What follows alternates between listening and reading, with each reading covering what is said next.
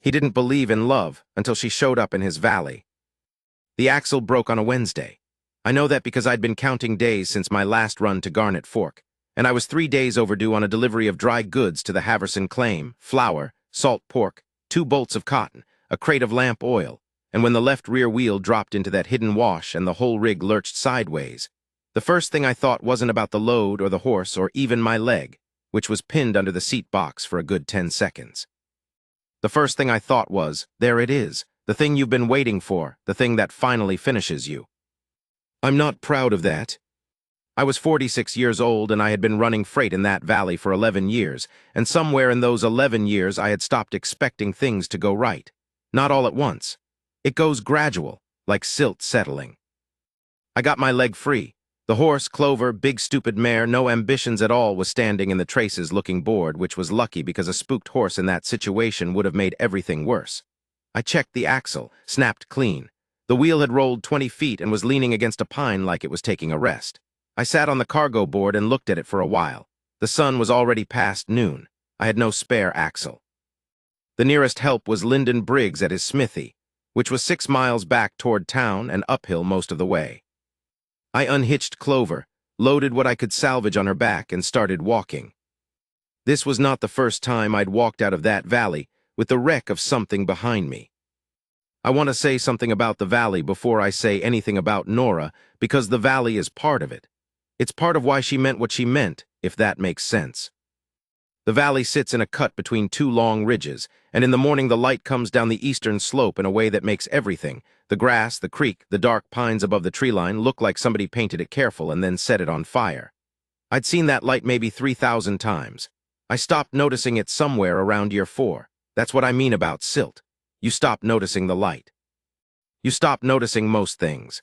You wake up and you work and you sleep and you wake up again, and the valley is just a place you haul goods through, and that's all it is. And you tell yourself that's fine because fine is enough.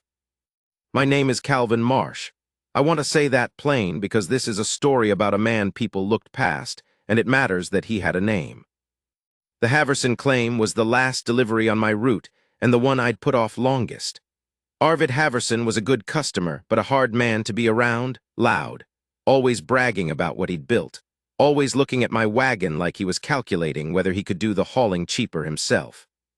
His wife Dora was quiet and tired-looking, and she always thanked me for the flour like it cost her something to say it, which I respected. They had 3 kids and a new addition to the house, and a neighbor named Briggs who'd been helping Arvid with the framing. Lyndon Briggs was the one who told me 6 months ago, very casual, over a mended wheel rim, that I'd probably be better off selling my route and finding work at the mine. Said it like he was doing me a favor. Said the valley was getting too settled for a one-man freight operation, that the big outfitters out of Garnet Fork would undercut me inside of 2 years. I'd nodded and paid him and not said much. That was my way. I didn't argue. I'd learned that arguing didn't change anything and only left you tired. But I'd thought about it for 6 months, and the day that Axel broke walking Clover back toward the smithy with half a load of flour on her back, I thought about it again, and I thought, maybe Briggs is right. Maybe I've been stubborn where I should have been practical. Maybe the valley is finished with me. I got to the smithy at dusk. Briggs was still working, which surprised me. He said he'd have a new axle ready by morning if I paid him in advance. I paid him. I slept in his hay. I woke up at first light to the sound of a wagon coming up the trail from the south. I didn't think much of it. There'd been a steady stream of people coming through that spring. The railroad survey had set off a round of speculation. People buying claims, people selling claims, people passing through to look at what might be worth having before the iron came in. I stood in the doorway of the smithy and watched the wagon come around the bend in the trail, and it was a good solid rig, heavier than it needed to be for one person, which meant somebody who packed careful, and the person driving it was a woman. She was maybe 35. Dark hair wound up tight under a wide-brimmed hat. She had on a plain gray traveling coat that had seen some weather and a pair of work gloves that she pulled off finger by finger and stuffed in her coat pocket before she climbed down. She didn't look around the way most people do when they come somewhere new, that head-swinging, taking inventory look.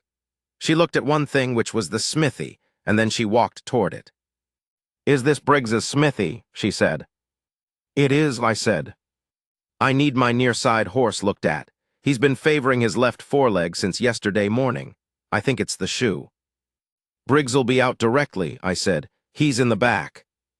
She nodded. She went back to her wagon and climbed up and sat on the seat and waited. She didn't make conversation. She didn't look at me again. I found that, I don't know, restful. Most people felt the need to fill the air. I sat on the fence post and drank what was left of the coffee Briggs had made that morning, which was cold and bitter and barely coffee at that point. And I watched her wagon without watching it, if you know what I mean. The horse in question was a big gray, broad-chested, standing easy enough on all four legs. She'd been right. You had to look close to see the favor in the foreleg, but it was there. When Briggs came out, he looked at her, and then at me with a small expression I didn't like, but he didn't say anything. He checked the horse and pulled the shoe and reset it, and she paid him, and she said, "I'm looking for the Marsh freight operation." I was told in Garnet Fork that a man named Calvin Marsh runs a supply route out of this valley.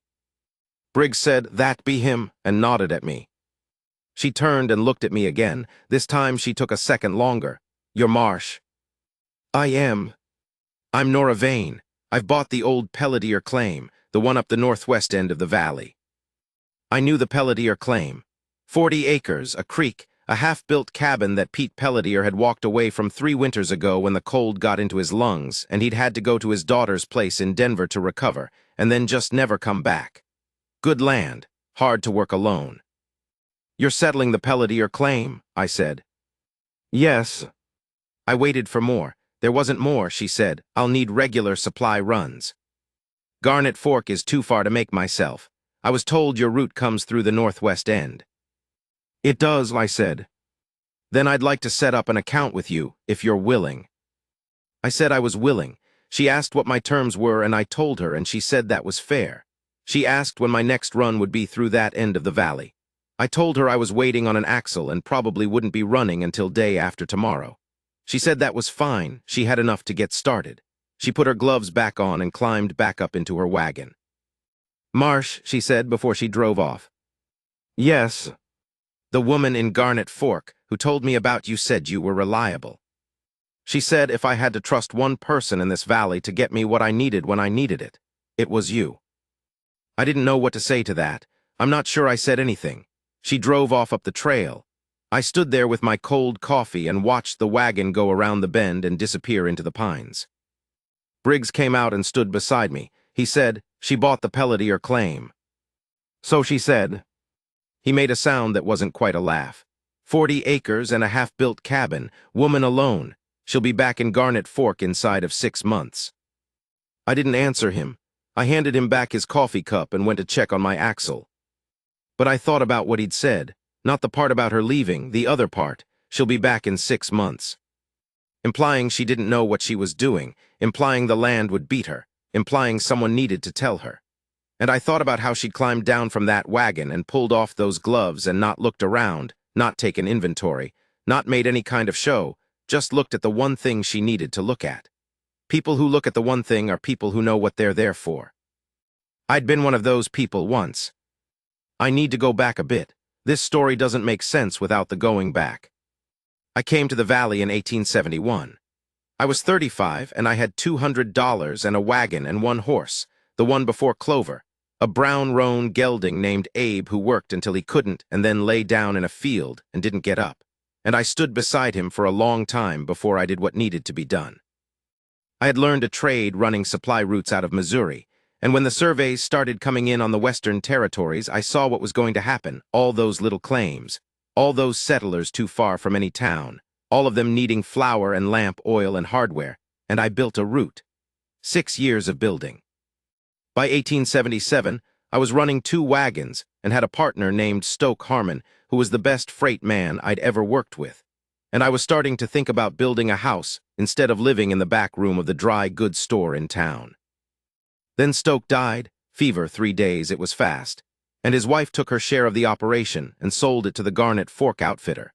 And I spent the next year fighting off the undercutting and buying out Stoke's share with borrowed money and watching everything I'd built shrink back down to what it had been, which was 1 man and 1 wagon and a route that mostly worked.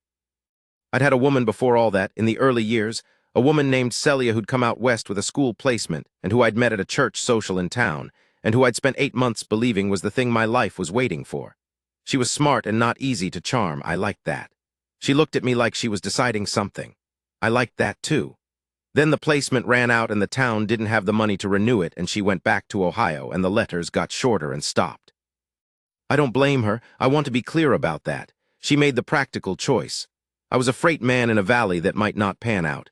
But after Celia and after Stoke and after 3 more hard winters and the slow retreat back to 1 man and 1 wagon, I stopped expecting. I just did the work. I got up and did the work, and I went to sleep, and I got up again. That was my life when Nora Vane drove her wagon past Briggs's smithy. I got my axle the next morning. I loaded my rig and finished the Haverson delivery. Arvid was aggrieved about the delay in a way he made sure I knew about, and I ran the rest of my route, and on the 3rd day I came around the northwest end of the valley and down the creek track to the Pelletier claim. She'd been busy. The cabin roof, the part Pelletier had never finished, was framed.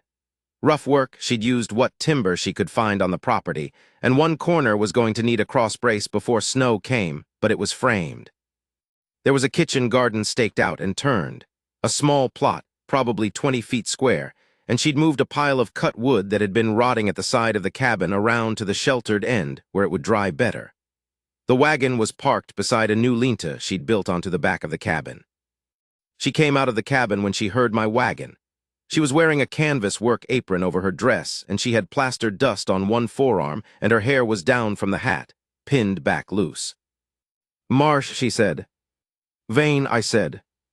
I unloaded what she'd ordered. Basics: flour, salt, beans, lamp oil, some hardware I'd picked up in Garnet Fork, a bundle of cedar shingles she'd asked me to source. She checked everything against the list she had in her coat pocket. She didn't miss anything. She asked about the shingles. She'd wanted a specific width, the kind that split cleanest for a steep pitch, and I'd gotten it right, and she said so without making a thing of it. When I'd unloaded, she said, "Coffee." I said yes. We sat on the step of the cabin and drank it. It was better coffee than Briggs's. She'd made it in a proper pot, not the tin camp kind. We looked out over the creek and the grass. The light was coming down the eastern ridge the way I said, that painted Fire Way, and it occurred to me that I was noticing it. "You got the roof framed fast," I said. I had helped the first day. A family passing through let me use their 2 boys for the afternoon. She paused. "The corner post is wrong." "I saw that. You'll want a cross brace before November." "I know, I'll get to it." She drank her coffee. "How long have you been running this route?" 11 years. "You know everyone in the valley." "Most everyone." "What's your read on the valley?" she said. "The railroad survey people in Garnet Fork have opinions. Half say it'll bring prosperity, half say it'll run everyone out." I thought about how to answer that. I said, "Depends what you're there for. If you're there for the land, a railroad doesn't change what the land is. If you're there for the economy of the thing, then it changes everything." She looked at me then, not the glancing look from the smithy. This was a considering look. "That's a careful way to put it. I've had 11 years to think about it." "What are you there for?" I didn't answer right away. I looked at the creek. "I started out there for the economy of it," I said, "and then somewhere I stopped. I'm still working out what I'm there for now." She nodded like that was a reasonable thing to say, which it wasn't really. It was a strange thing to say to a stranger, but she just nodded. I came back 2 weeks later with her next order, and then 2 weeks after that. There was always coffee on the step if I got there in the afternoon, and we'd sit and drink it and look at the creek and the ridge and talk about the valley, about the people in it, about what was happening with the railroad speculation, and which claims were solid and which were dreams. She asked good questions.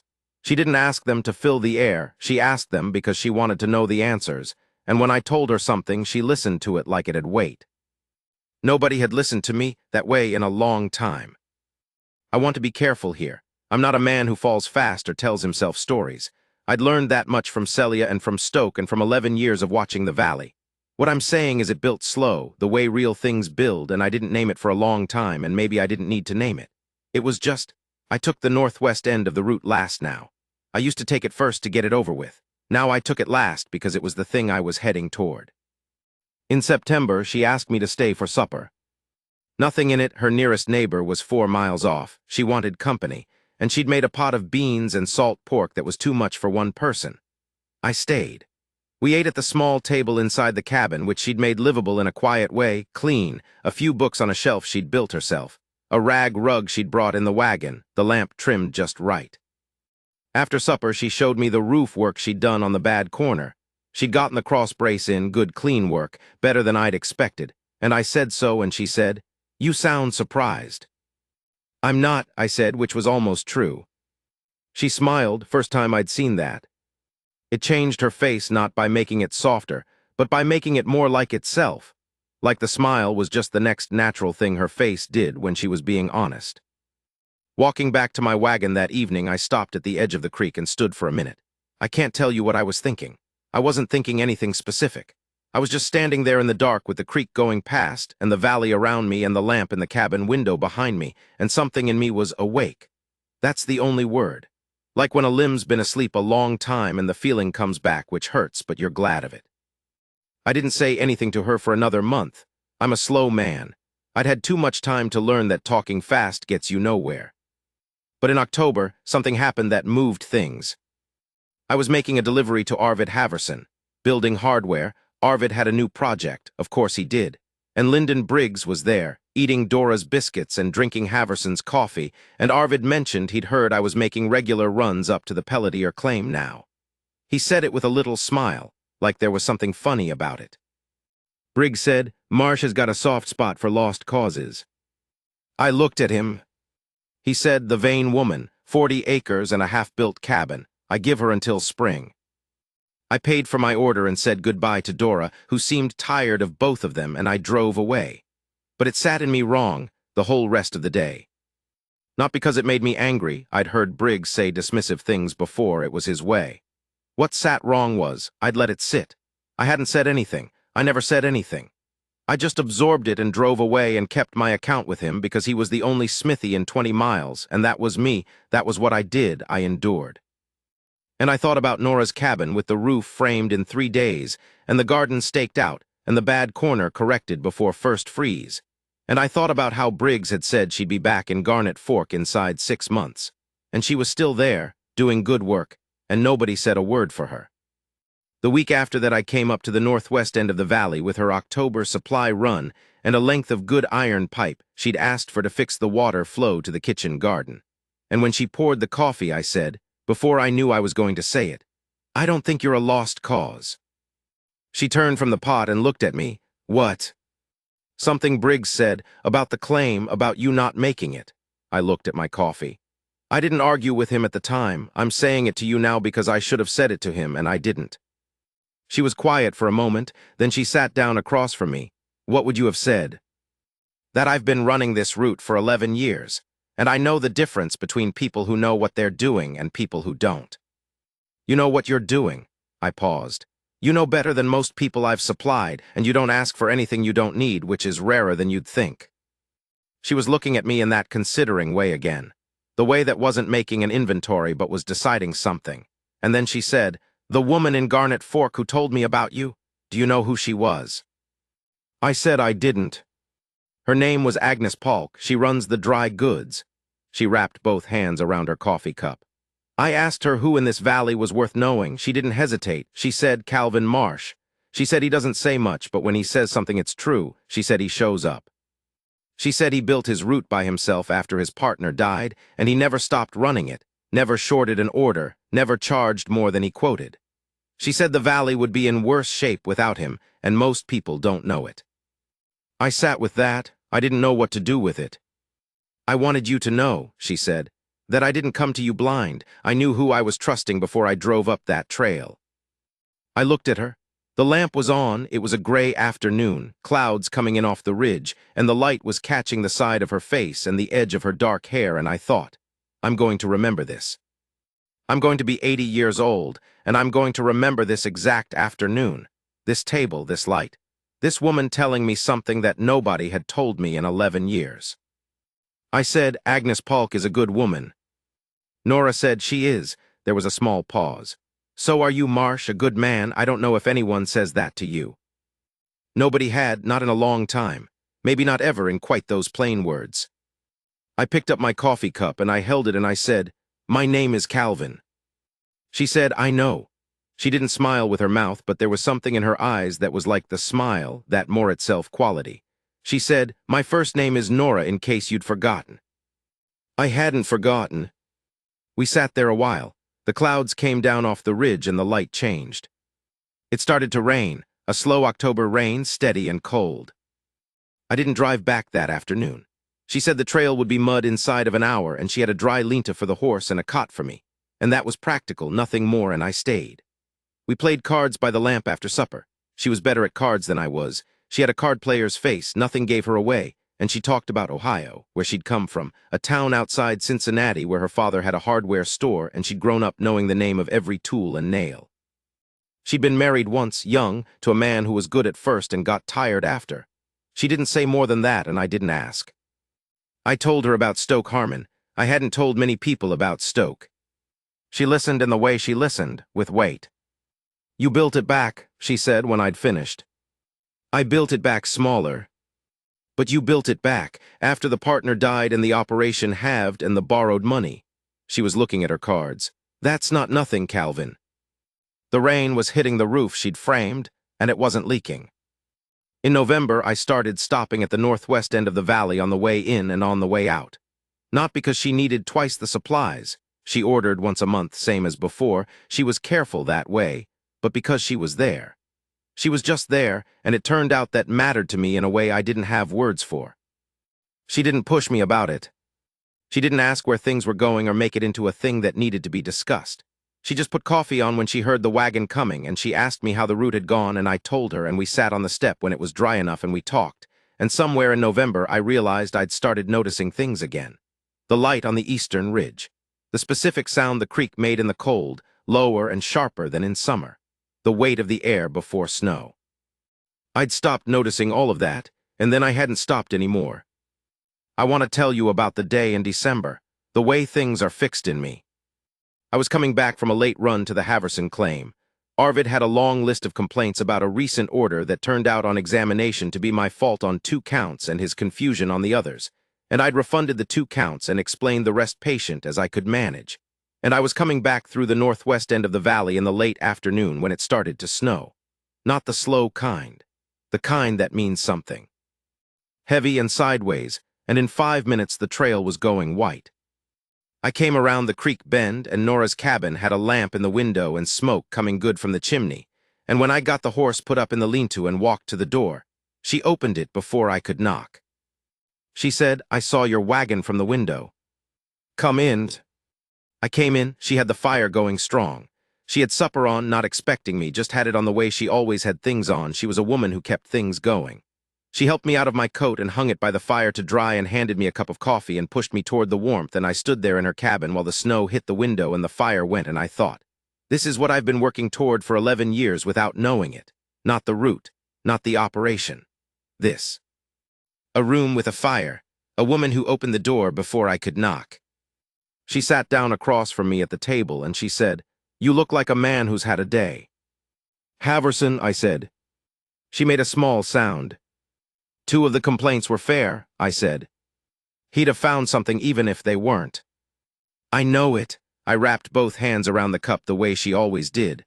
"How's the corner post holding?" "Perfect, no movement in the last storm." "Good."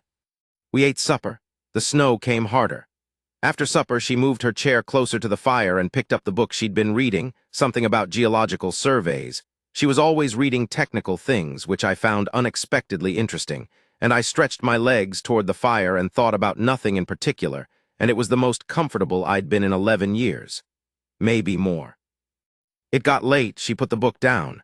She looked at me for a moment, that deciding look, and then she said, "You're going to stay." It wasn't a question, but it wasn't a demand either. It was just what was true. "I am," I said. "This isn't, I'm not asking you to." She stopped. She was choosing words careful the way I did, and I liked her for it. "I mean, there's the cot. I'm not making a thing of it." "I know," I said. She nodded. She got up and got a blanket from the chest. She set it on the cot. She was moving around the cabin doing the small last things of a night, checking the fire, banking it down, hanging her work apron, and then she stopped near the table and she looked at me and she said, "I want to say something." I looked at her. "I moved to this valley because I needed to start over," she said. "I needed a place that didn't already have a story for me, a place I could build something that was mine." She paused. I didn't come here for this." Small motion between us. "But I'd be lying if I said I hadn't thought about it, about whether there was a version of this that could work." I waited. "I think there might be," she said, "but I need you to say what you think because I can't tell with you. She almost smiled. "You're hard to read, Calvin Marsh." I got up from the chair. I crossed to where she was standing by the table. I took her hands, both of them, in both of mine. Her hands were roughened the way mine were, and warm, and I held them and I looked at her and I said, "I've been coming back to the northwest end of the valley twice on every run for 2 months. I think you can tell."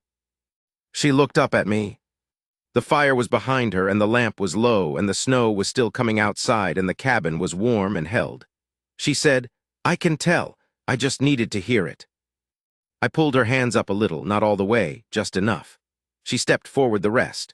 We stood there a moment with our foreheads nearly touching and neither of us moving, and then she turned her head just slightly and put it against my jaw, and I put my arm around her shoulders, and we stood like that by the table with the fire going and the snow outside. That was it. That was the whole of it. I don't have a way to explain what it feels like when something returns to you that you'd given up as lost. Not a thing you'd had and lost, just a feeling, the feeling that you're worth something to someone specific, that a person who knows what she's doing has looked at you clear-eyed and made a decision in your favor. I'd been a man people looked past for a long time. Not cruelly. Just past. Briggs and his small dismissals. Haverson and his constant inventory of my limitations. The 11 years of building something back that nobody noticed because it was quiet and mostly worked. Nora Vane had looked straight at me. She'd looked at me the way she looked at the one thing she needed to look at, and she'd made her decision, and she'd told me plain. That's worth more than I know how to say. We married in the spring. Small, her neighbor Estelle and her husband, old Henry Bright from the east end of the valley who'd known me since my first year, a circuit preacher who came through in May. We stood in front of the cabin in the good May light and said the words and it was done. I kept running the route. She kept working the claim. We built the house bigger over the summer, proper second room, proper kitchen, a real floor, and I learned her rhythms and she learned mine, and it was not always easy because neither of us was easy. We were both people who'd learned to go it alone, and you have to unlearn some of that when you've got someone. It takes work. It takes saying things out loud that you'd gotten used to keeping down. But there'd be mornings, cool September mornings, when the valley was just waking up, that low mist on the creek. I'd be hitching Clover and Nora would come out with coffee, and she'd stand beside me for a minute and put her hand on my back flat, just resting there, and look out at the valley with me. And the light would be coming down the eastern ridge the way it always had, that painted fire way. And I'd be looking at it,